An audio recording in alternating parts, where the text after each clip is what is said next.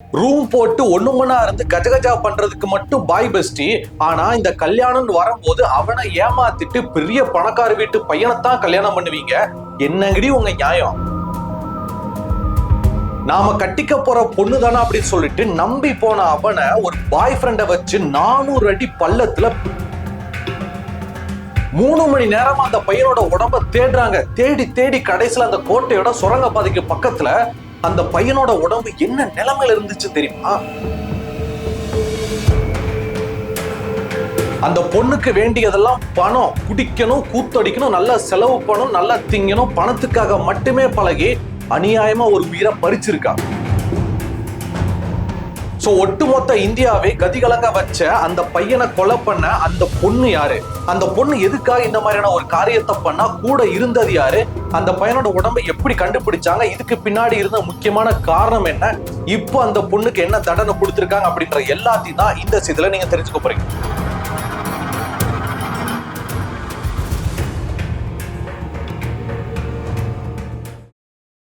June மாசம் 18ஆம் தேதி மகாராஷ்டிரா மாநிலத்துல இருக்கிற லோககாட் அப்படின்ற ஒரு மிகப்பெரிய சத்ரபதி சிவாஜியோட பழைய கோட்டைக்கு போட்டோ ஷூட் எடுக்கிறதுக்காக ஒரு கப்பிள்ஸ் போயிருக்கிறாங்க.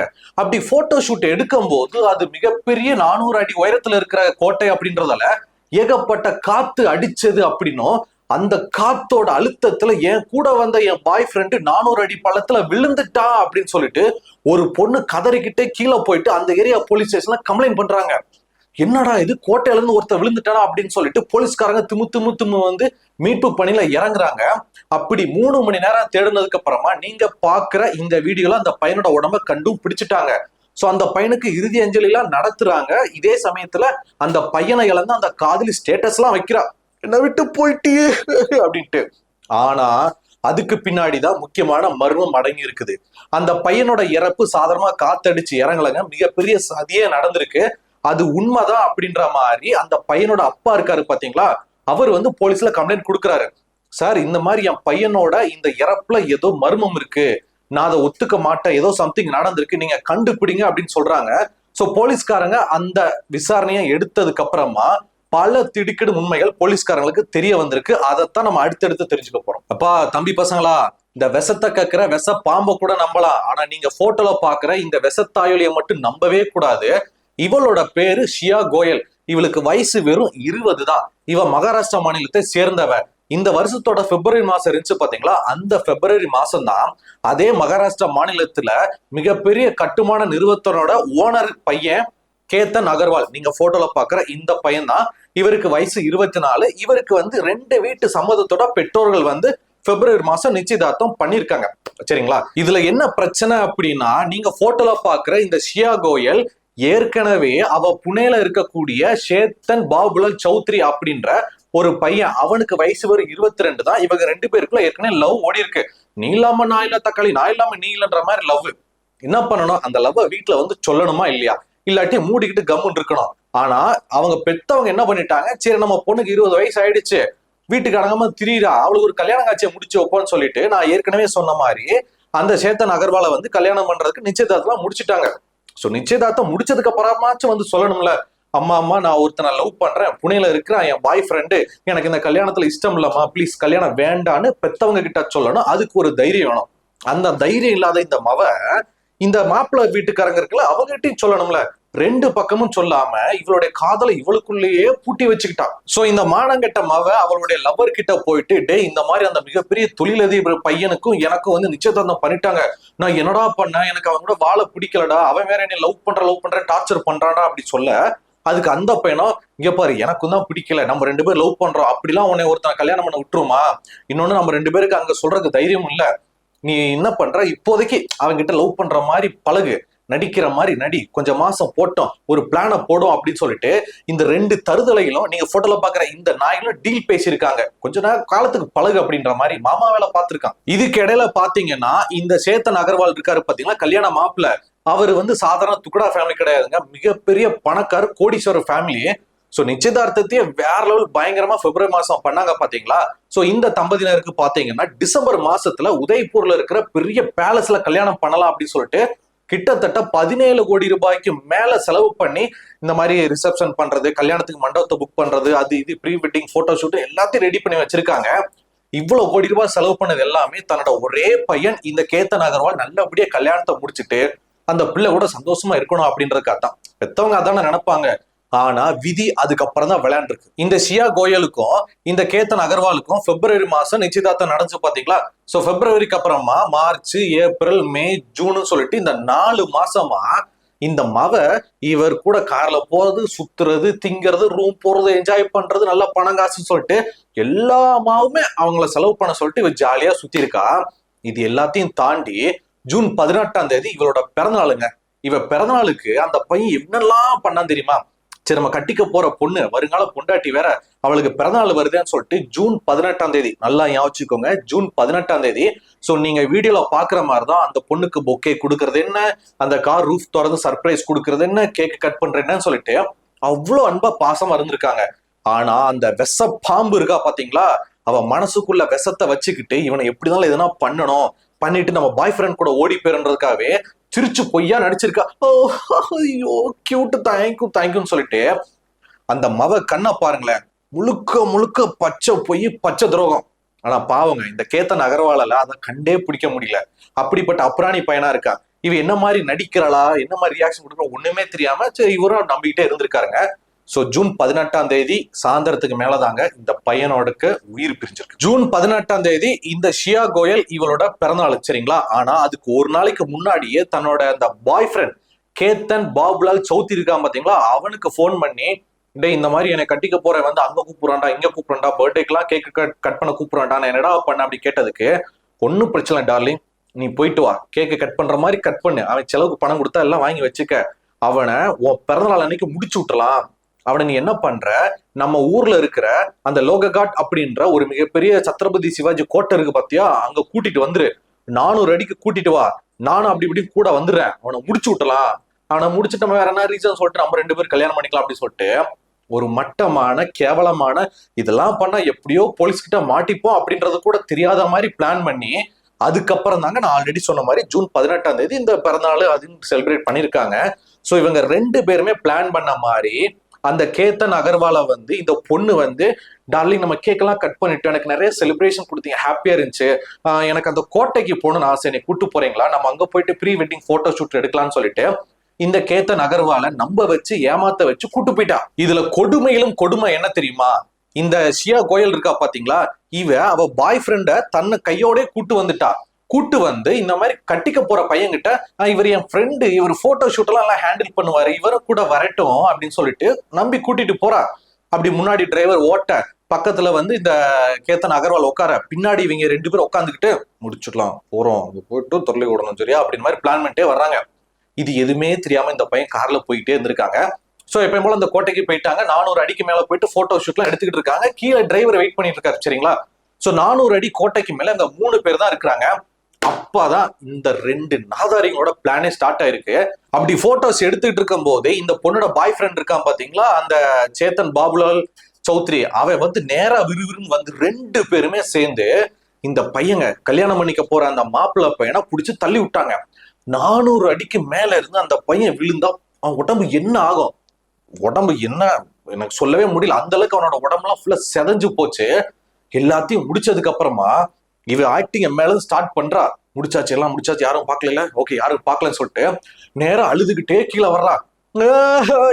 கடவை கீழே விட்டாருன்னு சொல்லிட்டு அழுதுகிட்டே கீழே வந்து டிரைவர் சொல்றா, ஆனா டிரைவர் அண்ணா இந்த மாதிரி மேல போட்டோ ஷூட் எடுத்தோம், காத்து பலம் அடிச்சு அவர் கீழே விழுந்துட்டாரு, பக்கத்துல போலீஸ் ஸ்டேஷன் வண்டி விடுன்னு சொல்லிட்டு போலீஸ் ஸ்டேஷனுக்கு நியர்பை போயிட்டு இதே மாதிரி சொல்றாங்க. சார் நானும் என் பாய் ஃப்ரெண்டு போட்டோ ஷூட்கா வந்தோம் சார், 400 அடிக்கு மேல காத்து அடிச்சார், அந்த பயங்கர காத்துல அவர் வந்து நிலைத்தடு மாதிரி கீழே விழுந்துட்டாரு சார், எனக்கு என்ன பண்றது தெரியல சார், அவரை எப்படியாச்சும் காப்பாத்துங்கன்னு சொல்லிட்டு போலீஸ் கிட்ட வக்காலி நீலி கண்ணீர் வடிச்சு நடிச்சிருக்கா. போலீஸ்காரங்களும் சரி வாமா அப்படி சொல்லிட்டு கூட்டிட்டு போயிட்டு சம்பவம் நடந்த இடத்துக்கு போயிட்டு ரெஸ்கியூ டீமையும் கூட்டிட்டு போயிட்டு கிட்டத்தட்ட 3 மணி நேரம் தேடினதுக்கு அப்புறமா நான் ஏற்கனவே சொன்ன மாதிரி அந்த பழைய கோட்டையோட கீழே சுரங்கப்பாதைக்கு பக்கத்துல அந்த கேத்தன் அகர்வாலுடைய உடம்பு கிடந்திருக்கு. அது மோசமான நிலைமையில 400 அடியில விழுந்தா உடம்பு என்னத்துக்காகும். அதுக்கப்புறம் ரெஸ்கியூ பண்ணி கூட்டு வர்றாங்க. அந்த சோகமான காட்சி தான் நீங்க பாத்துக்கிட்டு இருக்கீங்க. சோ வேற வழியில ரெஸ்கியூ பண்ணி கூட்டிட்டு வந்துட்டு போலீஸ்காரங்க மொத்தம் என்ன நினைச்சிட்டாங்க, சரி காத்து அடிச்சிருக்கும் போல விழுந்துட்டாங்க, பையன் ஏதோ தவறி போயிட்டாரு அப்படின்னு சொல்லிட்டு அந்த பையனுக்கு இறுதி அஞ்சலி எல்லாம் பண்ணிக்கிட்டு இருக்காங்க. சரிங்களா? அப்படி இறுதி அஞ்சலி பண்ணிக்கிட்டு இருக்கும் போது இந்த பக்கம் இந்த மவ என்ன பண்றான்னா இன்ஸ்டாகிராம்ல ஸ்டோரி வைக்கிறான். பண்ற எல்லா முள்ள மாதிரி தரத்தையும் பண்ணிட்டு இந்த மவ என்ன ஸ்டோரி வைக்கிறான்னா, டேய் என் பிறந்தநாளுக்கு நீ கூடவே இருந்த, அதே மாதிரி கல்யாணம் வரைக்கும் நீ என் கூடவே டிராவல் பண்ணுவ அப்படின்னு நினைச்சேன், ஆனா என் பிறந்தநாள் அன்னைக்கே நீ போய் சேர்ந்துட்ட, என்னால ஏத்துக்கவே முடியல, நீ வாழ வேண்டிய பையன், நம்ம எவ்வளவு கனவு கொண்டா, இப்படி போய் சேர்ந்துட்டு ரெஸ்ட் இன் பீஸ் அப்படின்னு சொல்லிட்டு இன்ஸ்டாகிராம்ல ஸ்டோரி எல்லாம் வச்சிருக்கா. அதையும் பார்த்து எல்லாம் நம்பிக்கிட்டு இருந்தாங்க போல. ஆனா அந்த பையனோட அப்பா இருக்காரு பாத்தீங்களா, அவருக்கு ஒரு டவுட், ஏதோ இடிக்குது, இந்த மவ எதையோ மறைக்கிறா அப்படின்னு சொல்லிட்டு, என் பையனோட இறப்புல சந்தேகம் இருக்கு சார், இந்த கேஸை விசாரணை பண்ணுங்க, என் பையன் இயற்கையா அந்த காத்து அடிச்சு ஏதோ ஆயிருக்காது, ஏதோ நடந்திருக்கு மேல, நீங்க விசாரணை பண்ணுங்கன்னு சொல்லிட்டு ஒரு கம்ப்ளைண்ட் கொடுத்ததுக்கு அப்புறமா போலீஸ்காரங்க கம்ப்ளைண்ட் எடுத்து தீவிரமா விசாரிக்கிறாங்க. ஏன்னா மிகப்பெரிய கோடீஸ்வரங்க, சும்மா விட மாட்டாங்க. நம்மள மாதிரி ஏழை வாழைங்கனாதான் கம்ப்ளைண்ட் எடுத்துட்டு விசாரிக்கிறோம் சார், போயிட்டு வாங்க சார், நிறைய கம்ப்ளைண்ட் கிடக்கு சார் அப்படி மாதிரி சொல்லுவாங்க. கோடீஸ்வரங்க கம்ப்ளைண்ட் உடனே எடுத்து விசாரிச்சிட்டாங்க. சோ போலீஸ்காரங்க என்ன விசாரணை பண்றாங்கன்னா, ஃபர்ஸ்ட் சம்பவம் நடந்த ஸ்பாட்ல யார் இருந்தது, அந்த பொண்ணு, இன்னொருத்தர் யார் இருந்தா, அந்த பொண்ணு கூட வந்த பையன், சரி பையனோடுங்க அந்த பொண்ணோட நம்பரை ட்ரேஸ் பண்ணுங்க அப்படின்னு சொல்லும் போது அந்த பையனுக்கு ஒரு நம்பர்ல இருந்து தொடர்ந்து கால் வந்துகிட்டே இருந்திருக்கு. அது யாருன்னா பக்கத்துல இருந்து அந்த பையன் நம்பர் தான். சரிங்களா?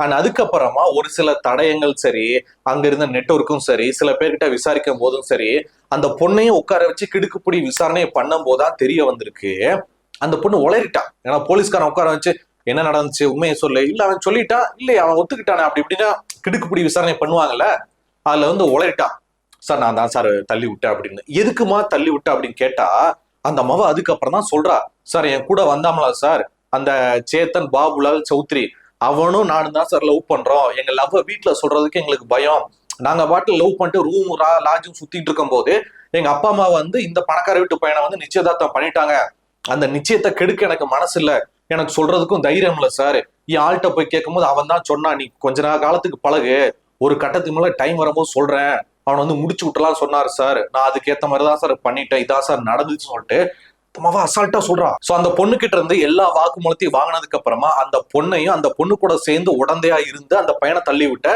அந்த பொண்ணோட பாய் பெஸ்டி, அவங்க 2 பேரையும் அரெஸ்ட் பண்ணி இப்ப வந்து ஜெயில அடைச்சிட்டாங்க. அவங்களை அரெஸ்ட் பண்ணி கூட்டு போயிட்டு இருக்கு. அந்த காட்சி தான் நீங்க பாத்துக்கிட்டு இருக்கீங்க.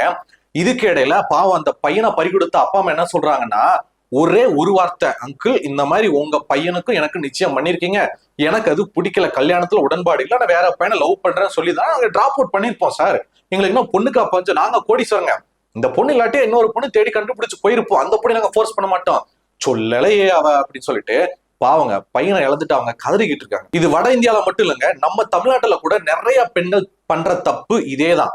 லவ் பண்றதுக்கு தைரியம் இருக்கிற உங்களுக்கு அதை வீட்டுல சொல்றதுக்கு தைரியம் எங்க போச்சு? ஊர் சுத்தும் போது லாட்ஜ்ல ரூம் போடும்போது தைரியமா போடுறீங்களா? ஒரு லவ் பண்ணும்போது வீட்டுல ஒரு பஞ்சாயத்து வரும்போது வேற நிச்சயதார்த்தம் பண்ணும் போது நேரா வீட்டுக்கு வந்து, எங்க இந்த மாதிரி நானும் அந்த பையனை லவ் பண்றோம், நீங்க வேற மாப்பிள்ள பாத்துக்கிட்டு இருக்கீங்க, எங்களுக்கு இது பிடிக்கல, எங்க அந்த பையனை கூப்பிட்டு விசாரிங்க, எங்களை சேர்த்து வைங்க, இல்ல மேற்கொண்டு என்ன காரியம் அதுன்னு பாருங்கன்னு சொல்லணும். அதை சொல்றதுக்கு தைரியம் இல்லாம தமிழ்நாட்டுல நிறைய பெண்கள் என்ன பண்றாங்க தெரியுமா? மன மேடல உட்கார்ந்து அந்த பையன் ஆசையா தாலி கட்டும் போது எனக்கு இந்த கல்யாணம் பிடிக்கல, பெத்தவங்க ஃபோர்ஸ் பண்ணாங்க அப்படி சொல்லிட்டு தூக்கிட்டு வராளுங்க. ஏண்டி பெத்தவங்க ஃபோர்ஸ் பண்ணாங்கன்னு சொல்றது முதலே சொல்ல மாட்டேன். ஒருத்தனை உட்கார வச்சு மனமேடல உட்கார வச்சு தாலி கட்டும் போது அவனை அசிங்கப்படுத்தணும், அந்த மாப்பிள்ளைய தலகுனிய வைக்கணும், அந்த மாப்பிள்ளையோட பெத்தவங்கள தலகுனிய வைக்கணும், எல்லாம் மேடையில தான் உட்காந்து பண்ணுவாளுங்க, அதுக்கு முன்னாடி சொல்லவே மாட்டாளுங்க இவளுக்கெல்லாம். இன்னும் சில கேஸ் இருக்குதுங்க, வீட்டுல வந்து கல்யாணம் அந்த பேச்சு எடுக்கும் போது வேற மாப்பிள்ளைய அந்த மேரேஜுக்குலாம் அந்த ப்ராசஸ் போயிட்டு இருக்கும் போது அப்பயும் வீட்டுல எதுவும் சொல்லாம லெட்டர் எழுதிட்டு ஓடி போயிருவாளுங்க, என்னை தேட வேண்டாம், என் மனதிற்கு பிடித்த நபரோட நான் சென்று விடுகிறேன், விடை கொடு சாமி விட்டு போகின்றேன்னு லெட்டர்லாம் எழுதி வச்சுட்டு ஓடி போயிருவாளுங்க. எல்லாம் பண்றதுக்கு உங்களுக்கு தைரியம் இருக்குன்னா வீட்டுல வந்து சொன்னா ஸ்மூத்தா முடிஞ்சிடும். என்ன உங்க விருப்பத்தை மீறியா தாலியை கட்டிட போறான் ஒருத்தன், முதலே சொல்ல மாட்டாளுங்க மக்களே.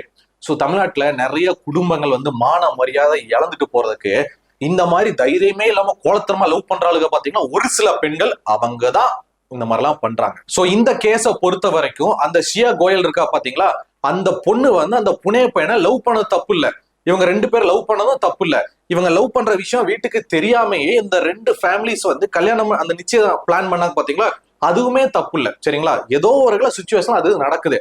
ஆனா தப்பு என்ன அப்படின்னா அந்த பொண்ணு சொல்லணும், ஏன் சொல்லல?